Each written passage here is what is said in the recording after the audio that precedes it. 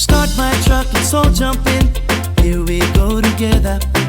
Nice cool breeze and big palm trees. I tell you, life don't get no better. Talking about hey now, hey now, hey now, hey now. Welcome viewers to another exciting episode of Talk the Talk with me, Desh, and thank you for joining us. In this episode, we will be featuring one of my favorite brands, VW. This brand has been close to my heart for the longest time. In actual fact, my wedding car was a VW Passat, and my love for the brand has always been resolute. I might be getting a bit nostalgic, but talking about VW has me extremely excited for our first segment, Let's Talk Car of the Week with Nita Stadler, where we will be reviewing the VW TCross.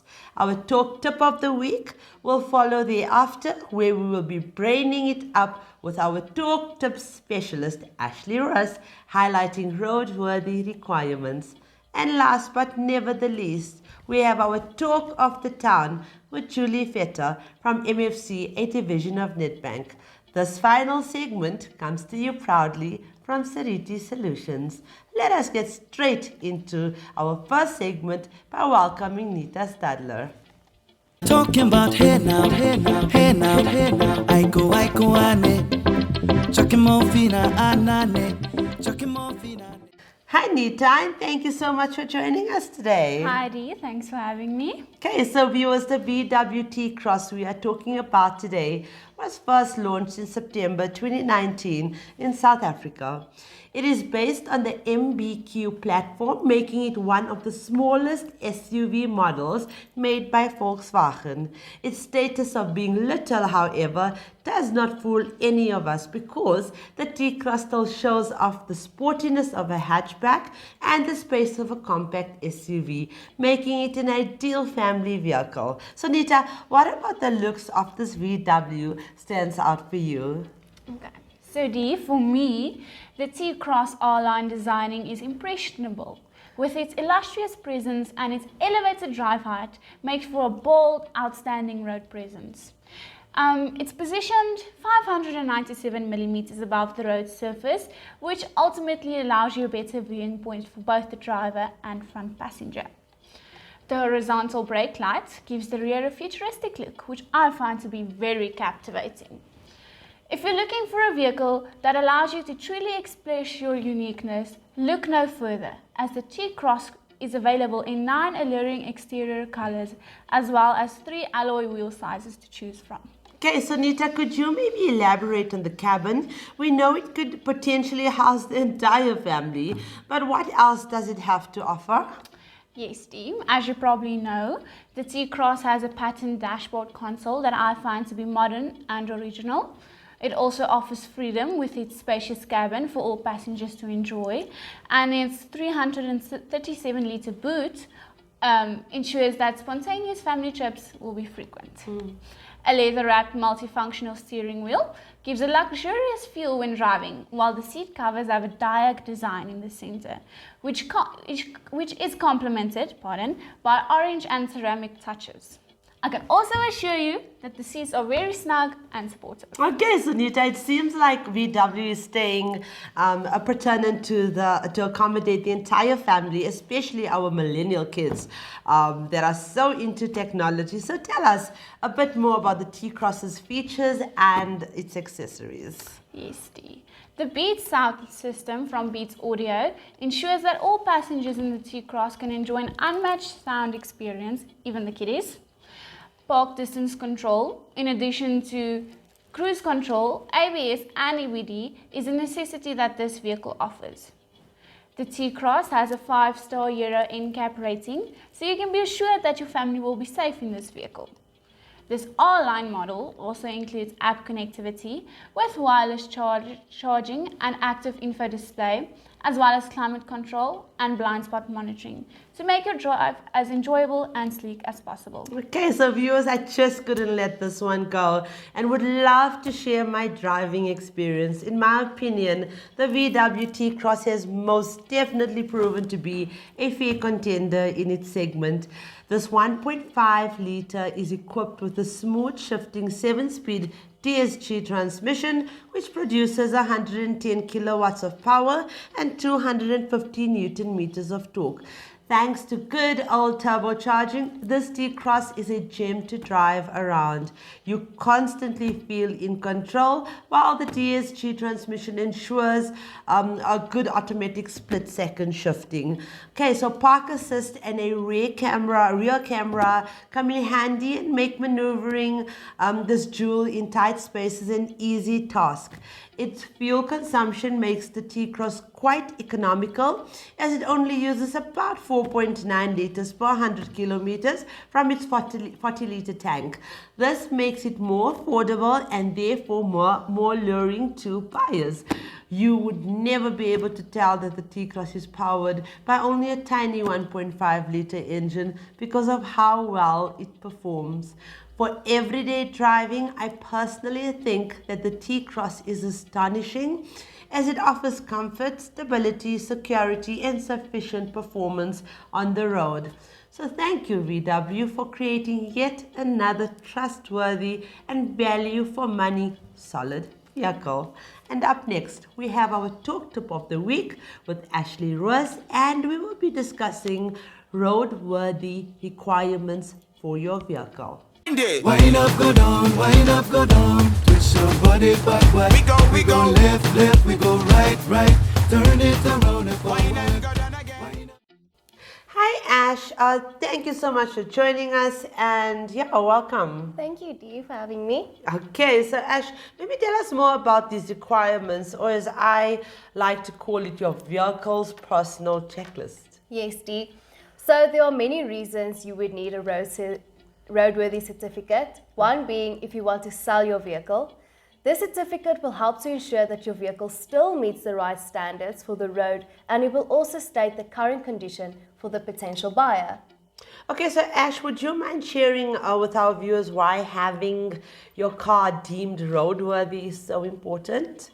So Dee, out of financial demands and habits, we tend to adopt the mindset that if it runs, it's still good enough. But that's not necessarily true. The engine isn't the only compartment of which it takes to deem your car roadworthy. We would like our viewers to determine what condition their vehicle is in currently so that they can take any necessary steps into improving their safety, along with that of other motorists who share the same South African roads. A roadworthy certificate ensures that you can drive your car on the road legally, trouble-free and safely. Okay, I've never thought of it like that, but thank you for the fresh perspective, Ash. Why don't we tell our viewers what is required of a car before it is deemed as roadworthy today? And I'm so sorry, viewers, I still have a frog in my throat, so yes, please go on. Well, Dee, firstly, to have your car deemed as roadworthy, your vehicle has to pass the roadworthy test. If your car has passed, you will receive a certificate that stipulates the ins and outs of your car's ability on the road. Keeping your vehicle in a roadworthy condition is important, as it proves that it is safe and legal to be driven on the road. If your vehicle is classified not to be roadworthy, it may be impounded by the police. Okay, Ash, can you maybe give a summarized version of these specific requirements? Yes, Dee. This roadworthy test will check to see if your car is rust and damage-free to eliminate any threats posed to civilians. Your doors should open and close with ease. There should be no cracks in the windscreen. All lights must be in working condition. Tires and wheels must adhere to all manufacturing regulations. Brakes have to be in a working order with no grooves or concaves. Your suspension and undercarriage have to meet certain requirements provided by a licensed mechanic. The engine compartment has to be free of any damage. And last but not least, the interior, such as the hooter, odometer, speedometer and seatbelts have to be operational.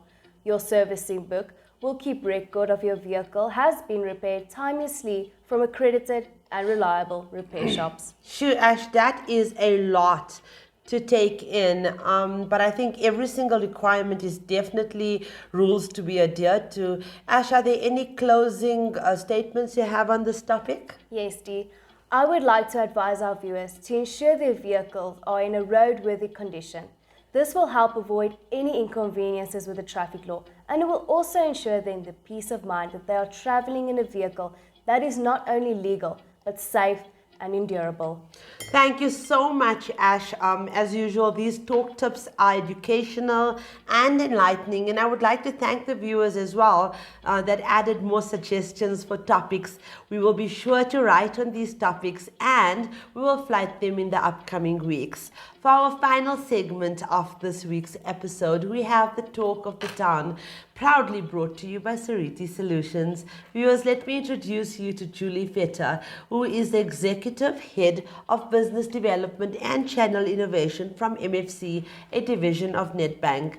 She was instrumental in campaigning and motivating for MFC to support the initiative of the Motoring Woman of the Year Awards. I will never forget the day that I walked into her offices in Ravonia and the enthusiasm they expressed for my initiative to identify, uplift and recognize women in motoring South Africa. So let's welcome Julie Vetter, brought to you again by Sariti Solutions.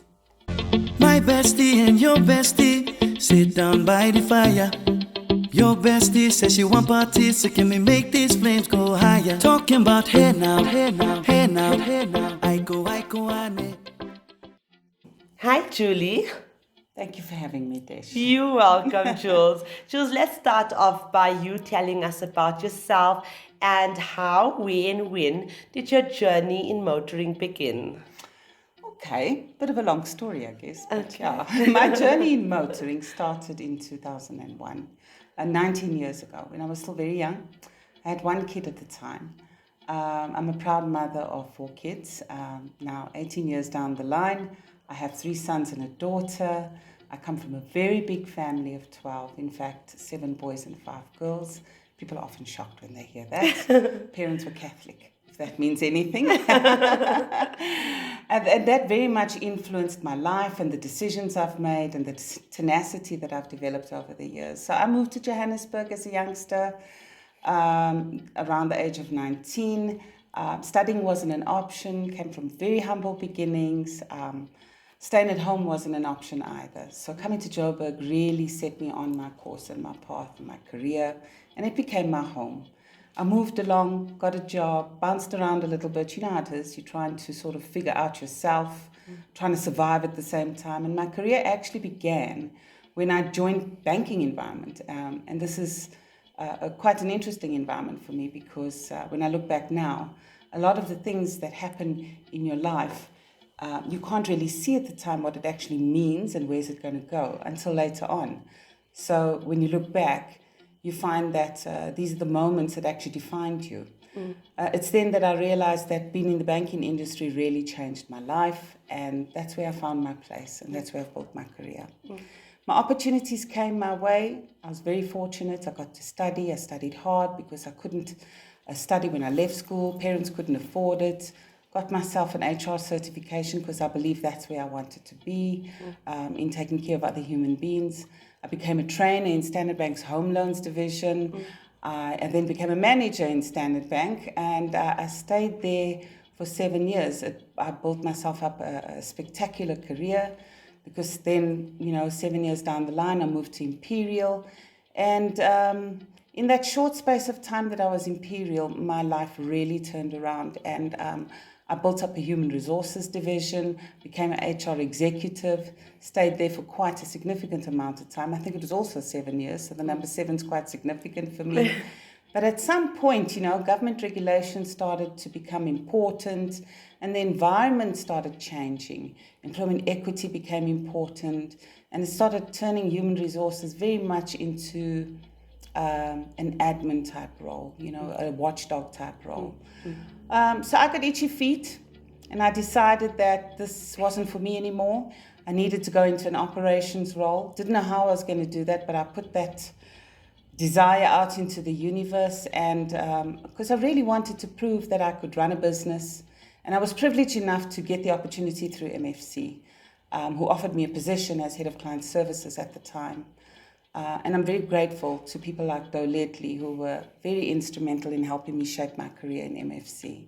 it really was an amazing time. Wow, certainly. I mean, I would just like to say that I appreciate Dal so much. So thank you, Dal, if you're watching, for everything you have done for me, for Women Talk. You are not just empowering me, you are empowering so many women in this country, in the motoring industry. We are so thankful for you, and I know you will continue to do so for many years to come. So I'm so sorry for disturbing you there. I just wanted to get that message out to Dal. Yes, I was so fortunate to have him as a mentor, and he's still a good friend and mentor today. And because he taught me everything I needed to know about the business, he was my absolute champion and supporter through these years as I grew my career. He's very supportive about females and transformation, and so thank you, Dal. Okay, so we talked about your career and your journey in the industry, and it sounds quite exciting. But Jules, have you had any challenges in terms of being a woman in this environment? Well, I've put many years into my career. I'd be a liar if I said I didn't. Absolutely, I did. Yes. When I started out in the industry, working in finance was a more supporter type role in the dealer environment. But in my finance environment as well, I had the privilege of having a more outside look into the world.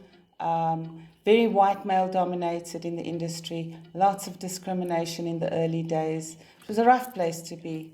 Women weren't treated as equals. So even, myself experiencing that in the early stages of my career, the first board or exco I sat on was all white males, and I was the only non-white person. I looked at it and thought, sure, coming from human resources, it's quite a shock. Going into the dealer environment, a little bit more shocking. I looked at it and thought, you're either going to have to make this work or you're going to run away. So it was really a fight or flight thing, and I had to make that choice. So I stood my ground and I fought. But this is not going to get me down. And I thought, this can't beat me. So, I have 7 brothers, and I mention that again because you can't grow up with 7 brothers without building some sort of resilience, right? Absolutely, yes. So when I took that, when I look at that motor finance corporation position, I actually took a step down when I looked at it. Never regretted it, and it was the best thing that I ever did because it was a springboard to my future career, And of course, with the support of people like Doe and Trevor, I made it right up to executive position again in a very short space of time. A lot of ladies around me were very supportive, and one of the ladies that have been very meaningful in my life is Elise Marie. She's been an absolute champion. She really had my back and was instrumental in teaching me the business at the time. Yes, now I actually deal with Elise on a daily basis. What a lovely lady. She's truly amazing. So instrumental in my career as well. So another thanks to Elise. Yeah, so MFC was going through a period of transformation as well at the time. And I must say that it was truly a privilege to watch that piece of the sector in finance just grow and change. And they did a lot more to empower women than most sectors at the time. And they've done an amazing job at supporting women. So I'm very proud of them, and I'm very proud to be part of that organization. So not long into my journey at MFC, I was promoted back into executive, as I mentioned earlier. And I took transformation very seriously. Because if you're given a gift like that, you have to put back, right? Yes. And so I took it upon myself to actively mentor and coach many, many people. And I still do.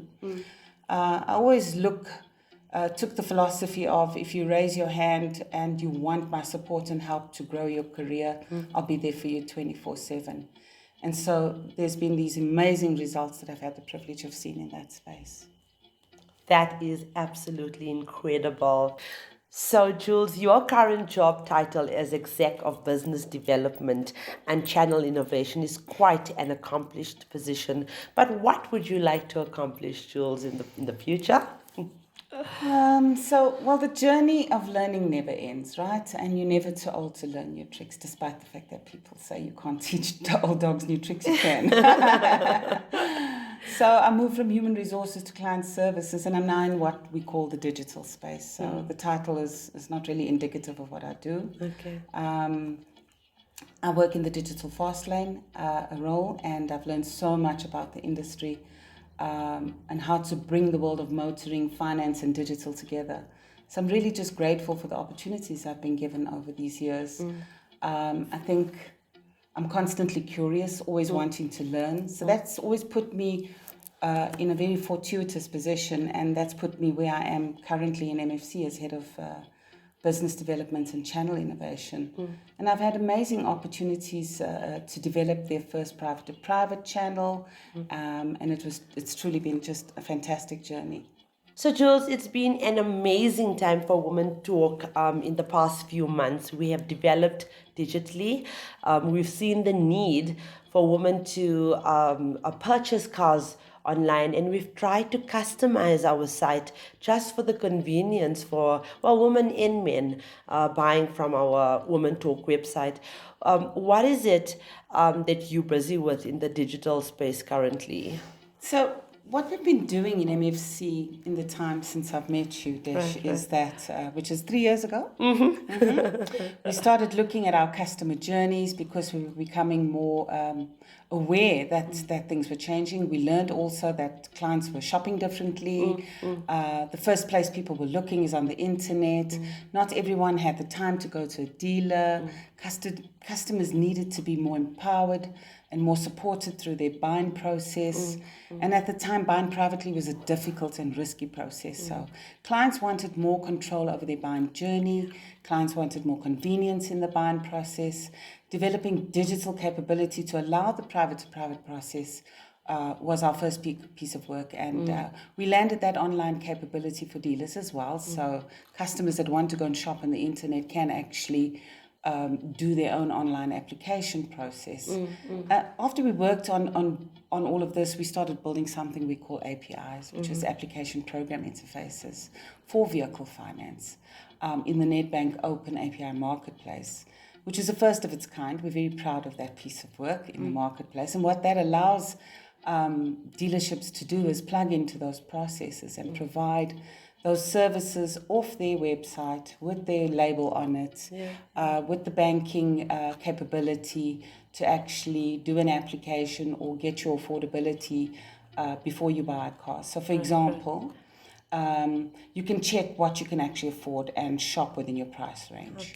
For example, the customer can check what they can actually afford and shop within their price range. The long-term goal would be to recreate the car shopping experience, to make it smoother, more frictionless, safer through the entire journey in a virtual and online space, so that you only have to take delivery of the vehicle. Especially now with COVID, it's become quite a big need out there that you only actually go to the dealer when you conclude the journey. So that's the wonderful new things that we're doing. So watch this space. I can't tell you too much more about it, otherwise I'd be... But it's something that's needed even more now, as I said. People are having to deal with COVID, so that is incredible, and that is amazing as well, because Women Talk sits right between that process. So I am so excited about that, Jules. Let's hear what you are so passionate about regarding Nedbank and MFC. Yeah, the organization's very near and dear to my heart. I've spent most of my career there. They've been such a big part of my life. They've given me the opportunity to study. I've gotten the opportunity to change my career a few times, learn new things. I've just been so lucky and blessed, and I never let a day go by where I show my gratitude for where I am. I'm just so grateful to be part of this organization. Jules, I am also really happy and so grateful that I met you and that I approached Elise via LinkedIn to direct me to someone that can indulge me even, in talks about women empowerment. And what I'm... Remember, we were sitting facing each other and Elise said to me, "Jules, I think you need to meet Desh." And thank you, that... you've stuck with this little Indian girl from the hood for 3 years with all my bling, and I'm so grateful to be aligned with such a big corporate house like MFC. I can truly say that I've arrived to be sitting next to someone in a leadership role in a corporate finance house like MFC. And likewise, it's a privilege to support women like yourself, Desh. You make us proud. Oh, thank you. Thank you so much, Jules. So, Jules, I want to know about Julie at home. What drives you and what makes you, well, I believe you're a successful woman. What makes you the successful woman that I believe you to be? At home, I'm very much mom, so a little bit about my family. I have a blended family. The most important stage of my life now, I'm a grandmother of 4 little boys. A lot of work. Well, I hope I look as good as you by the time I have so many grandchildren. What a big family. Yes, my daughter and I often say, all these guys, and roll our eyes, you know. What in heaven? The Lord must have a plan for us, but we have to raise these men. But they are the reason for my existence. I just love them to bits. Oh, Jules, thank you for coming today and getting out of your comfort zone. But please tell me a bit more about your hobbies, Jules. So, Desh, they change from time to time, but what stays consistent with my hobbies is I love reading. I'm an avid reader, and the topics change. It just depends on what the flow, or what flow I'm in at the time. Okay. So different types of books, depending on the mood. I'm also an avid gardener, which is, I think, something grandmas do. And my latest thing right now is my hydroponics. I have been growing vegetables in a water-based piping system. So I'm very excited about that project. Oh, well, thank you once again, Jules, for joining us today and supporting us. And, well, that is it for yet another episode of Talk to Talk. And viewers, thank you for watching, supporting, and following us once again. Also, please remember to subscribe to our channel. And don't forget, we have thousands of cars on our site for sale. We absolutely would appreciate you, visiting our site and buying our cars. And ladies, remember, the landscape for women is still not perfect. Systems are hard to break, and many of our institutions are run on exclusivity, still very male-dominated. Julie is in this space and understands that. However, she is the example of what I say every week, that the question should not be who's going to let me. It should always be who's going to stop me. Start my truck, let's all jump in. Here we go together. Nice cool breeze and big palm trees. I tell you, life don't get no better. Talking about hey now.